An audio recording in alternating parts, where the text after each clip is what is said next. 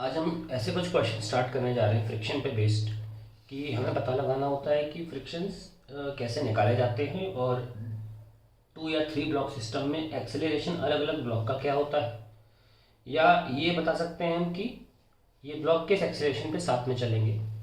तो इस तरह के questions we are dealing today. और इस तरह के क्वेश्चंस में काफ़ी क्वेश्चंस, करीब 10-15 क्वेश्चंस मैं लेने की कोशिश करूँगा ताकि सारे डाउट्स क्लियर हो सकें कि ऐसे क्वेश्चंस को अप्रोच कैसे किया जाता है। उसमें हमने पहला सिंपलिस्टिक क्वेश्चन लिया है 2 ब्लॉक सिस्टम का। पहले भी ये बात जान लें, लेकिन इस क्वेश्चन को करने से पहले थोड़ा रिकैप ले लें कि कैसे किया जाता है ऐसे क्वेश्चंस को।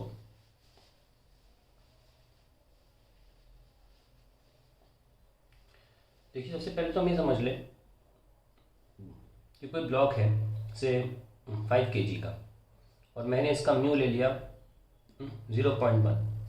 तो फ्रिक्शन जो मैक्सिमम होता है वो ऐसे निकलता है, mu m g 0.1 into mass is 5 into 10, that is 5 newton. Maximum friction ऐसे निकाला जाता है।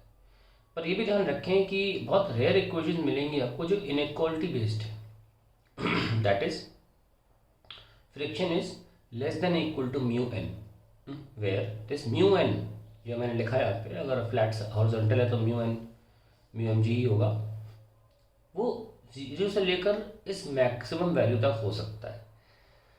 0 कब लगेगा? जैसे अभी लग रहा है कोई फोर्स हम लगा नहीं रहे एक्सटर्नली, तो अभी फ्रिक्शन 0 है। अगर हम फोर्स लगाएंगे तो जितना हम लगा रहे हैं वो उतना ही लगता रहेगा जब तक कि वो इस वैल्यू तक नहीं पहुंच जाता। और इसीलिए हम ग्राफ भी बनाते हैं कि हम जो अप्लाई कर रहे हैं वो यहाँ मार्क करें, फ्रिक्शन यहाँ है, तो बराबर रहते हैं। और एक पॉइंट आता है जब मैक्सिमम वाली वैल्यू आ जाती है, उसके बाद ये हल्का सा काइनेटिक फ्रिक्शन जो कम होता है स्टैटिक से, उस वैल्यू पे गिर के और फिर मोर और लेस सेम रहता है। तो हमें बात जाननी पड़ेगी, जब भी कोई स्लाइडिंग होगी सरफेस की विथ रिस्पेक्ट ब्लॉक की with respect to surface, it means that friction maximum has been reached. Okay, तो इस बात को मेनली ध्यान रखना है। क्या?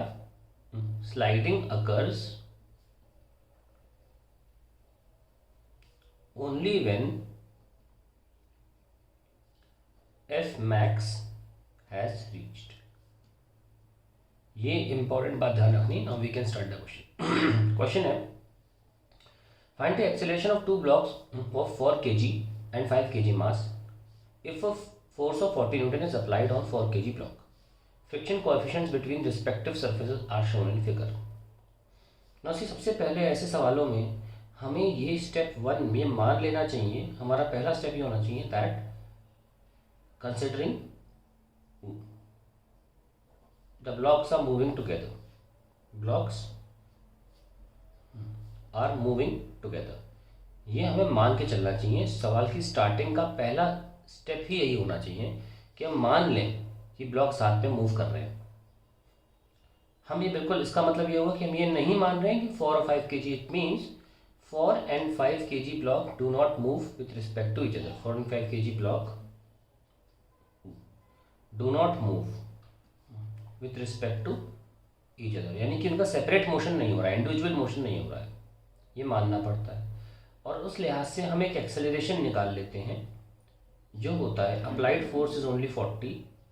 ये मूव नहीं कर रहे आपस में, इसका मतलब इनका फ्रिक्शन अभी एफ मैक्स नहीं पहुंचा है। इन दोनों के बीच का जो फ्रिक्शन है वो अभी एफ मैक्स पे नहीं पहुंचा है। पहुंचा होता तो ये इसके रिस्पेक्ट में स्लाइड कर जाता है, पर वो तो हम मान नहीं रहे। स्लाइडिंग हम सिर्फ यहाँ मान रहे हैं, तो यहाँ पे क्या होगा, माइनस म्यू इज 0.3, और पूरा वेट लेंगे, नीचे जो लग रहा है पूरा वेट लगेगा 9, that is 90 into 0.3 27 divide by 9। ठीक है, तो एज अ होल एंटिटी ये मूव कर रहा है। आप मान सकते हो कि ऐसे कोई ब्लॉक है, ऐसा इस तरीके का ब्लॉक है कोई, और मूव कर रहा है। तो अब तो आप 9 लोगे ना, 9 जी, तो वही मैंने लिया है, दैट विल बी 13/9 मीटर पर सेकेंड स्क्वायर। तो ये हमें बताएगा कि ये एक्चुअली में मूव कर भी रहे हैं कि नहीं कर रहे हैं साथ में। क्या ये पॉसिबिलिटी है कि जब इतना एक्सेलरेशन हो रहा हो तो ये इसके रिस्पेक्ट में साथ में रहे? ये चेक कैसे किया जाएगा? 13/9 तो हमने मान के चला कि ये जुड़े हैं आपस में।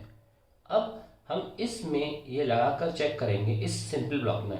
स्टेप नंबर 2 ये होगा कि चेक दैट व्हेन अच्छा सिस्टम पूरा मूव कर रहा है 13/9 एक्सेलरेशन से, तो 4 kg वाला भी 13/9 एक्सेलरेशन से मूव कर रहा है। ऐसे आप गाड़ी में बैठे, गाड़ी का आपकी एक्सेलरेशन 5 मीटर पर सेकेंड स्क्वायर, तो आपका भी तो है, लेकिन गाड़ी के रिस्पेक्ट में आपका 0 है, आप मूवी नहीं कर रहे, लेकिन ओवरऑल तो है। तो हम ये 13/9 चेक करेंगे, 13/9 हम ये चेक करेंगे कि लगाकर क्या इस वक्त जब हम ये मांगे चलते हैं कि ये 4 किलो का एक्सेलरेशन 13/9 है, उस वक्त ये ये फ्रिक्शन 4 किलो पे जो लग रहा है वो क्या स्टैटिक की रीजन में ही है कि नहीं, मतलब इस रीजन में है, क्योंकि तभी ये इसके रिस्पेक्ट में मूव नहीं करेगा। हाँ, अगर इसको पार कर गया तो हम गड़बड़ कर रहे हैं, इसका मतलब 13/9 एक्सेलरेशन की काफ़ी पहले ये ब्लॉक मूव करना चालू कर चुका। तो यही चेक करने जाते हैं, check that when 4 kg block is moving at 13/9 meter per second square, what is the friction acting on it। और अगर हमारा जो F है वो हमारा लेस देन F1 मैक्स आया है, मतलब F1 जो इस पर ऊपर लग रहा है उसको F1 ले रहा हूँ मैं, मैक्स आया, देन तो ये बात सही है, then they are moving together.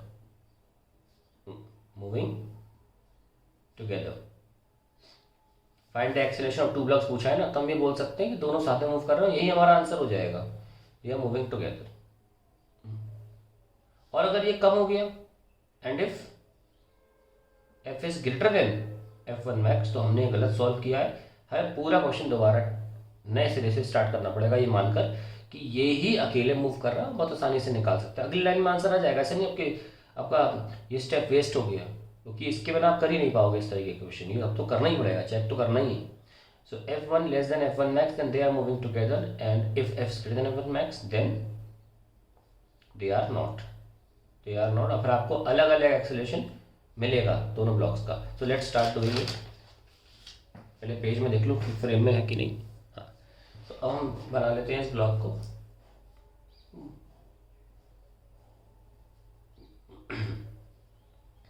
Four and 5, इसका मैं देख लेता हूँ कितना था, 0.5 एंड 0.3, 0.5 एंड 0.3, ये हमारा 40 है। नौ हम सिर्फ 4 kg का बना रहे हैं FBD, ये 40 लग रहा है और नीचे लग रहा है फ्रिक्शन F1, ठीक है। और हमने मान के चले हैं कि ये चल रहा है 13/9 एक्सेलरेशन से, यानी कि नेट फोर्स है 4 × 13/9।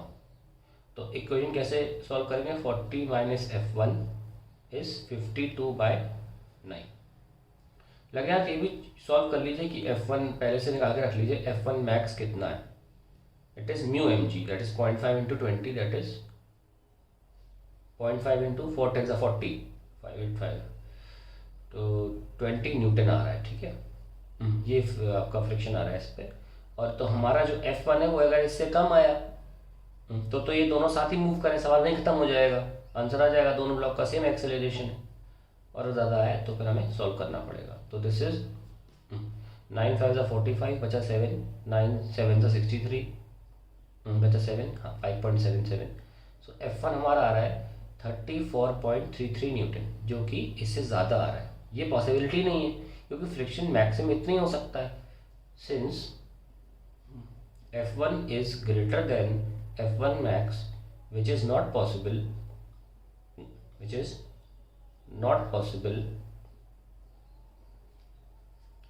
the 4 kg block must have started sliding before the 5 kg block, ठीक है। तो अब हम वो निकाल सकते हैं, तो हम एक्सेलरेशन निकालेंगे, तो अब हमें 40 और ये कितना है 20, अब इससे ज़्यादा नहीं हो सकता ना, तो 20 लग रहा है क्योंकि इस पर ही फोर्स लग रहा था, मूव तो कर ही जाएगा। 40 20, ध्यान रखें हम ये भी गारंटी इसलिए दे पा रहे हैं कि मूव करेगा ही, क्योंकि हमारा अप्लाइड फोर्स फ्रिक्शन से ज़्यादा है तो मूव करेगा। So we can find out 40 - 20 is equals to 4 into a, so we get a is equals to 5 meter per second square. So that is the answer to the for kg block. और अगर हम बात करें क्योंकि दोनों के acceleration निकालने हैं, तो फॉर 5 kg ब्लॉक अगर हम बात करते हैं 5 kg ब्लॉक, देन ये फ्रिक्शन 20 लग रहा था इसके नीचे के सतह पर, इसके ऊपर लगेगा तो ये 20 पलट देंगे आप फ्रिक्शन को 20 न्यूटन, और नीचे जो फ्रिक्शन लग रहा है 5 kg ब्लॉक पे नीचे कितना लग रहा है, इट इज़ 5 एंड 4 ऐड करना पड़ेगा 990 इंटू 0.27, तो 27 लग रहा है। इससे साफ जाहिर हो रहा है कि आप देखिए कितना भी फोर्स लगा लें ऊपर 40 के आप 4000 न्यूटन भी लगा लोगे, आप फ्रिक्शन नहीं बदल पाओगे। यहाँ बीच का जो लग रहा है, ये बीच में जो फ्रिक्शन लग रहा है इसे आप बदल नहीं सकते, ये बीसी रहेगा।